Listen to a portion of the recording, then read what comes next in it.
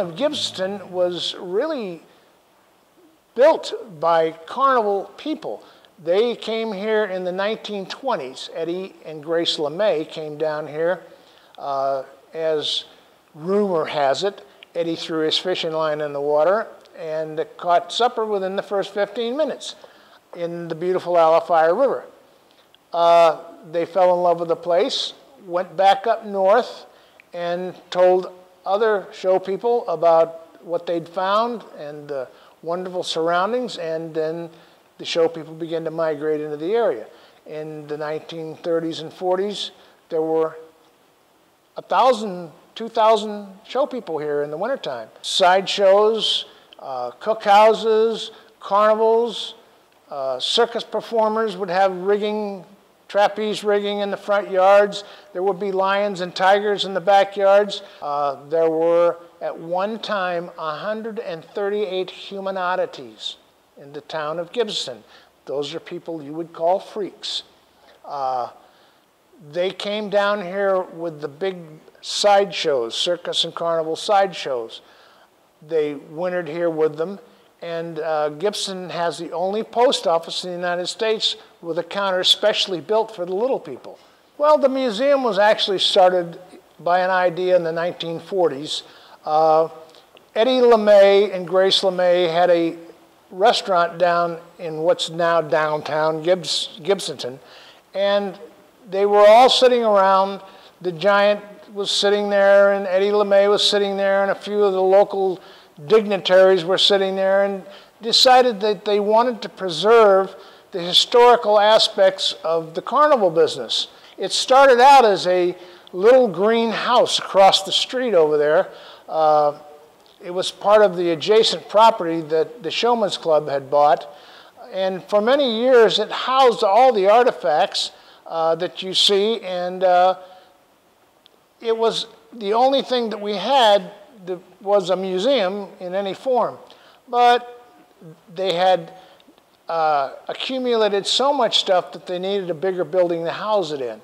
So the plans were drawn up for this building that you see here.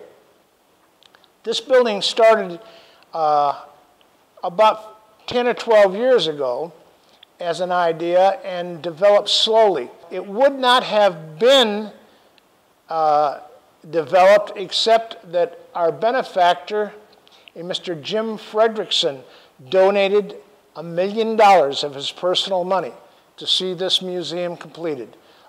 His picture's on the wall, and we will be forever grateful to him for the contribution, the most generous contribution that he made to the museum to see it to its fruition. We get our funding as a private source from the International Independent Showmen's Association once a year in February.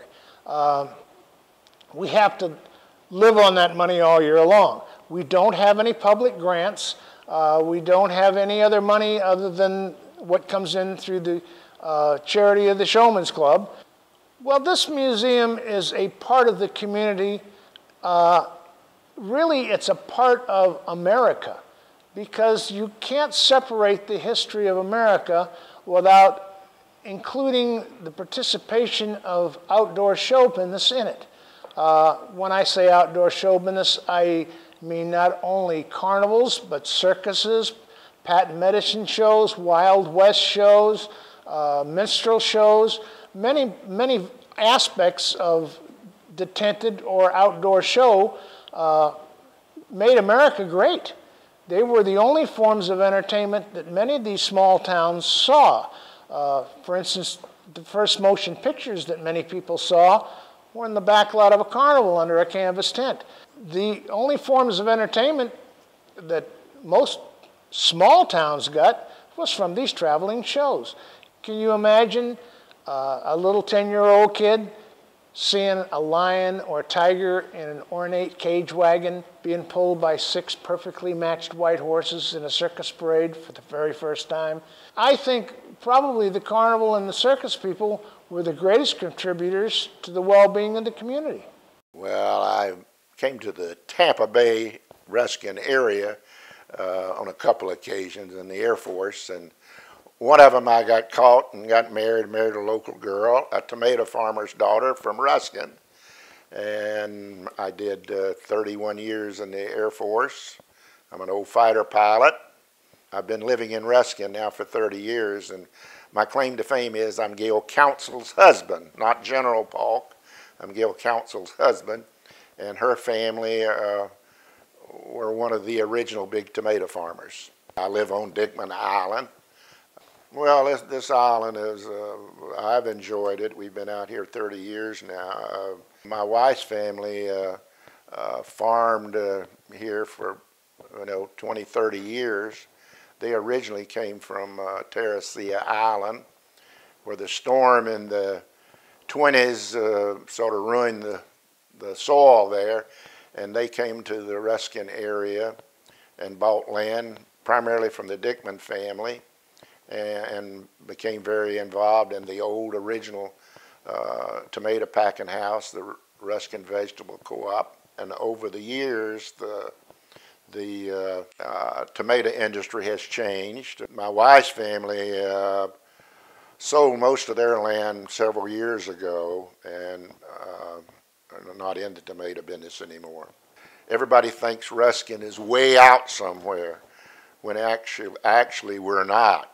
You can get on the crosstown and get to the Ruskin area without a red light, and we're much closer in time-wise than even Carrollwood, as an example. People see that we've got decent transportation. A lot of development is taking place now. I was involved in helping support our corporate park. The Dickman family gave 50 acres to Hillsborough Community College, and that was a mixed-use development, the corporate park. It had the college, a high school, a middle school, an elementary school, and housing, as well as industry. And the example is we were able to have Amazon locate here, and they've just opened over 1 million square foot facility that's going to have about 1,000 employees, and this will help people in our area have jobs now, is the primary plus thing I see. If Tampa grows, we're the place to grow. I think if you look at some recent developments, there's probably more housing development south of the Alafai than the rest of the county put together, other than downtown.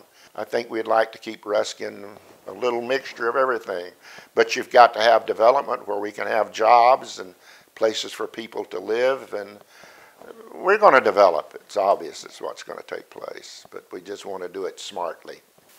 It's good to see you and to be with you again, Lily. I know that everyone is celebrating your great work of what's the replica of the quarters where you and your family lived. I wonder if you could tell me a little bit more about particularly the longer buildings that are in the quarters. Well, those two buildings there, the people that would come seasonally lived in those buildings. We lived there all the time, but when there was a certain crop in tomatoes or whatever the crop might be, seasonally they would come and work the farm. Once that crop was done, they would move on to another city, to another crop. And were they families as well? They were families. A lot were relatives and all, but sometimes just friends or just people they had picked up wherever they were from and brought with them to work the fields. Okay. I know that this replica is being planned to be at the celebration in November so that people can come and talk more with you and actually look at what we're talking about now and gain a better understanding. Oh, okay. There's one more building that I'm very curious about, this lodge open on both sides. What is that? That was the main barn in our quarters. That was, everything would be there. The tractors stored there. And there was a smaller barn that was right here. And there would be a couple of trucks under there or whatever. But the barn here, the larger one, that's where the tractors would be and, you know, whatever other large equipment they had. What I remember is for the first few years, I don't know exactly how many, there were only blacks that I remembered. But then, after a while, after a few years, there started to be Spanish. They started coming toward the end. I get the impression that the black residents stayed separate from the Hispanic residents. Is that true? Well, in the quarters, there was only black. Okay. There was only black. But when the seasonal workers were come, the Spanish were seasonal workers. Yes. So once the crop was over, they would leave. Okay. I remember one lady, I don't remember her last name, Miss Ollie. Mr. Cushman, she worked for them for years. I don't remember whether she worked in the farm or taking care of their children. But I remember them giving her, I don't know if they built it, I don't remember that, but I remember them giving her a brick house. Really? That was something. It was just a one-room place, but so that cute. was moving up. We weren't poor, we were just broke. We didn't have a lot of money because I would venture to say I don't remember. Probably the most that my mom and dad working would make on that farm possibly would be $45 or $50. You had your family. Yes. We didn't know we were poor. We know we didn't have a lot of money, but we didn't know we were poor because there was 7 children in my family. And the house that we lived in, there was only one room. One long room. You had a living room and a kitchen, but one long room. And I think I recall there was an outhouse. And you had outhouses. There was no bathroom. There was no running water inside. We'd have what we call a spigot out in the yard. Winter, spring, summer, or fall, you go to the spigot and get your water. My mom made sure we went to school. A lot of times in the country, which we saw with some of the children around, any little thing come up, they'll just stay home. We weren't allowed to do that. With my family, we were in school every day. We were never poor enough, or whatever you might say, that we could stay home and work the fields. Some children did. We didn't stay home and work the field. We had to go to school every day. We dealt with a lot of prejudice. Like when we'd come into Ruskin during that time, it's like just being a black person, you knew your place. Coming here today, when I look at Apollo Beach, just looking to the left, to the right, I can't believe it. What you're saying. These big, beautiful homes and all, I would never have thought. And then to find out that black people live in them. That's even more amazing. I'm telling you, I'm 64 now. I did not hear even about that until maybe 5 years ago that I heard that black people lived in Apollo Beach. Thank you again. And I hope that you and I might have the opportunity. I'd be glad to drive you round and about Ruskin and Apollo Beach and show you more of South Shore. Yes. Thank you, yes. Lily Mae Jenkins, Liverpool. Okay. And You're I welcome. am Lynette Stallworth, who is a resident of Apollo Beach. Well, of course, my grandfather and grandmother, they originally founded this area, I mean, this place and all. In fact, they were the first family to ever live in this area. And he was a farmer and a cattleman and a lot of other things, my grandfather was. And, of course, my dad and his 3 sisters and a brother all lived across the street over here. My grandfather lived here until he passed away, and then my dad lived here for several years. He lived, he was born in 1915, and he worked in a sawmill, and along with his father-in-law at that time. And anyway, and then he eventually ran for the school board and was elected to the school board. And then he ran for the county commissioner, and he was elected there. And he was a county commissioner for 26 years. And he had a connection with the governor, and had a very strong connection. And he had a connection with some federal people. And the federal people owned the property where the university is now. But it was, during World War II, it was a training ground and for Air Force people. My dad and mother had bought a store, grocery store. Back then there was only 3 stores in the whole area. And that was one of them. And so when I was about 11, 12 years old, I wanted to do something, see if I could make some money. So I set me up a little shoe shine stand out in front of their store. And it had a concrete sidewalk, of course. And I crawled around on that concrete out there every weekend and shining shoes.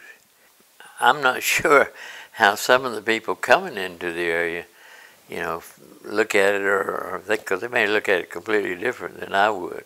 You know, like one guy asked me if I realized how the sun was shining here, you know, and I really never noticed it. You know, I lived here all my life. But anyway, but I think the community itself and the mixture of people in the community, because it's not like it used to be when you and I were kids, and all the other kids were just like us. So, you know, they got more, as you know, more conveniences every day with all the changes that's going on around here.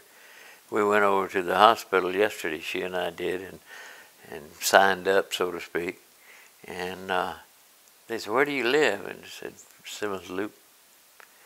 "Well, we're on Simmons Loop." "No, you're not. You almost are, but you will be when the hospital finishes." But I said, "By the way, my cows want to talk to you about that because they were on Simmons Loop first." I kind of grew up in a world of changes, you know, working for the government those years and local government and all, and you kind of accept change a little better than some people who don't, and they don't want any change. And you realize it's going to happen, so make the best of it. Don't fight it, join it, you know. Well, my grandparents were mainly in the sawmill business in Wimauma. And then my uncles, my dad and his brothers, were the farming end of it. And we tomato farm, we did a little of all of it, really. I moved to Ruskin in 1958, and then we lived there for quite some time. Then moved to Apollo Beach. Mid-30s is when my dad started, and we farmed until 93. It's just a farming area. I mean, you say, where'd you live? Well, we lived in the salad bowl of the South, you know, so. None of my offspring or any of my cousins seemed to want to carry on, so we decided to shut the operation down. And the packing house, all of it. Probably half of it's in houses now, and the other half is the large commercial area up around the power plant at Big Bend. They were dredging when we first came there, and used to take my children out and watch the beach come to life, and all the dredging that was done by Robert E. Lee's group. And it just grew so fast.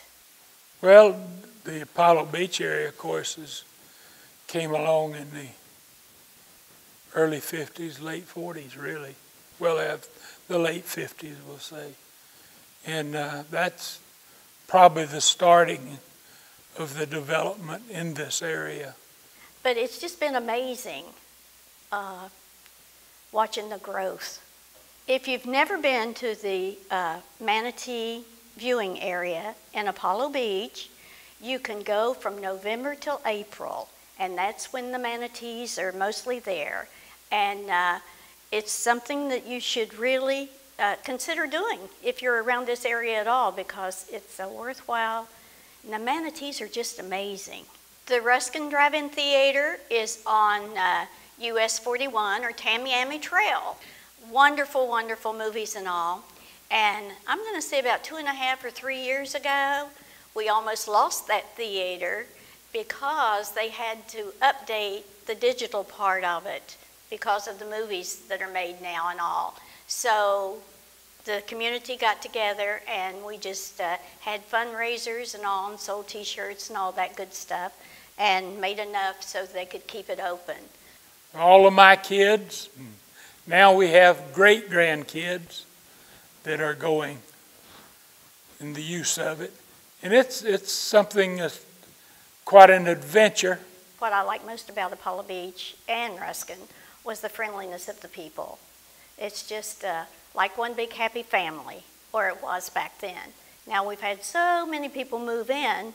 That's the only thing that I wish, that the family farm still had its place. But I know things move on. Changed a little bit, but it's still home. 1918, that area. And they got what they called a tidal wave, but it was a hurricane, and it salted the land there on Terracea. And they moved up to Ruskin in the mid-20s, and that's when we came into Ruskin. And Glenn, your family was up here then. They were already farming here. It was a tidal wave, but it was a hurricane, or it salted the land, and everybody had to get off of it. And I know that my great-grandfather and grandfather had land in Ruskin that they were promoting for farming, and I know your family came up, and I think the Tillotts came up, and some other families did at that period of time. And then when the land crash came, in 28, it came a year ahead of the great crash in the United States, and my grandfather was working in the coffee cup, he and my grandmother, and trying to make ends meet, and he started farming.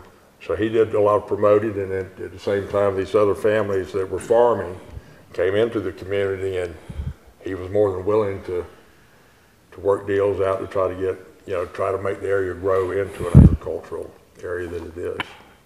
We all had, at that time, the population wasn't what it is now, and when everybody farmed, most of the farms, 95% of them were west of 41 down close to the bay, and we drilled wells. We didn't have to put pumps on the wells all flowed. You just opened the valve, and it was like a spring. Well, the Corps started at Ruskin Vegetable Cooperative. They used to line up here on where y'all used to live, right across there on the railroad tracks on 674. They used to come in, they'd stop by rail, and they'd take the stuff down in the Manatee County Growers Association. Yeah. Well, we grew truck crops in the 60s, and then we went to tomatoes in the 70s. But we were big watermelon growers and pepper growers, cucumbers. We grew them for almost 10 years. Then we exchanged over to tomatoes wholly. But this area here used to be very large in fresh potatoes. They were advertising about the shell-bottom land. Everything west of. They used to think you couldn't grow a tomato east of the railroad track. Back back in the old days. I mean, so everything was right along the bay, nestled up against the bay for the warmth. My brothers and I we were watching the strawberry growers. We says, we think we can do that with tomatoes. And it took us about 2 years to really perfect what they're doing today. But my family started in the sawmill business here in Wimauma.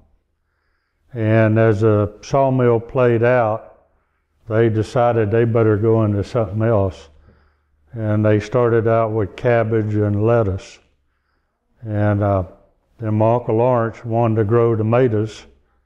And at that time, their packing houses were full, and they couldn't take on more farmers because they just couldn't process all the tomatoes. So we started another packing house. And that's kind of the evolution of the farming. Once a packing house got full, then they'd start another one. My grandfather, when he was running the coffee cup, he got this old guy came by and gave him 12 plants, these Meyer lemons that came out of the Orient. And he planted them on a ditch bank down from 41 down on the other side of our packet house. And he kept them on that ditch bank. He kept, and he'd sell the stuff in the coffee cup, the fruit and everything. And he got to thinking, he got an idea. He said, these things got so much juice, but they don't have a skin on them. There was no peel value. But that's how, and that's where the stock came. He took rooted cuttings, and you could root the cuttings from these trees. And that's how they got, hundreds and hundreds of acres of Meyer lemons. And now there's nobody growing them. But you have a lot of small, if you do get around, you do see a lot of small greenhouse operations. It seems like you're seeing a little bit more of them. You do see some small growing operations. They're not 10, 20 acres maybe. I know they're specializing in a lot of oriental vegetables. You see guys that are trying to do straight organics, to get niche markets, niche marketing. Our tomatoes, we're mainly food service, for your McDonald's and Burger Kings and of the world. But these guys are doing small, where you go to roadside stands, you see a lot more of this local grown. And you have the new restaurant in Tampa that opened up, Eulalie, that the Gunsmart's put in. And that's all local produce, local cows. One of the key things is if you have kids who want to stay in farming, you'll stay. But in my situation, there was 11 kids in the next generation. None of them wanted to farm. And one day our accountant says, y'all are fixing to spend a lot of money to take everything to the next level. And we don't see the kids there. We advise you not to do that. So we'll see what happens. They all love it. It's good to us. It's been good to my family, and it's still good to me. It's just hard. My granddad used to say the first makes it, the second maintains it, and the third is away. And I'm over there going, well, wait a minute, I'm fourth over here now. I'll tell you a true story that happened to me. I was a young lad going to Turkey Creek. We played football, and there wasn't no activity buses to take you home or anything. You walked home. Exactly. And it never failed that we didn't walk a quarter mile before somebody stopped and picked us up. We knew. Well, one day we were walking home, and a police car stopped, and that was back when the sheriff's office. This was 65, I guess, 64. They bought their own cars and leased them to the sheriff's office where they got reimbursed. Well, it was Jimmy Lamp, who later on was one of my first sergeants. And he stops and says, "What are y'all doing?" I said, "Well, walking from football practice." He goes, "Oh, okay." He said, "Get on in." He said, "I'll give you a ride." So we get in, and there's no cage or anything. Well, my daddy worked at the mine, so he worked shift work. He was home. We pull up, get out of the car. It was me and a couple of other my buddies that known each other. Daddy comes over and beat the tail out of all three of us. Because he knows we've done something. We're coming home with a police car. And Jimmy Lamb stood there and didn't say anything till it was over with. And then he goes, "Chapel, they ain't done anything." He said, "I just give them a ride home." He goes, "Oh, they've done something I don't know about." And then he told Tommy and David to get in the car, take you home. They go, "No, because they didn't figure it out. It's going to happen when we get home." And my daddy said, he said, "Don't worry about it. Don't worry about it, Deputy Lamp." He says, "I'll take them home." He said, "I'll tell Dutchie and Tom that I beat hell out of their youngins." So I said, I said, we ain't done nothing. He goes, I know you've done something. So that's why you're in a police car. And it was about 2 weeks after that, June Lamb sees us stop and said, hey, I'll give you a ride. No, we'll walk. We'll walk. No, sir. No, no, no.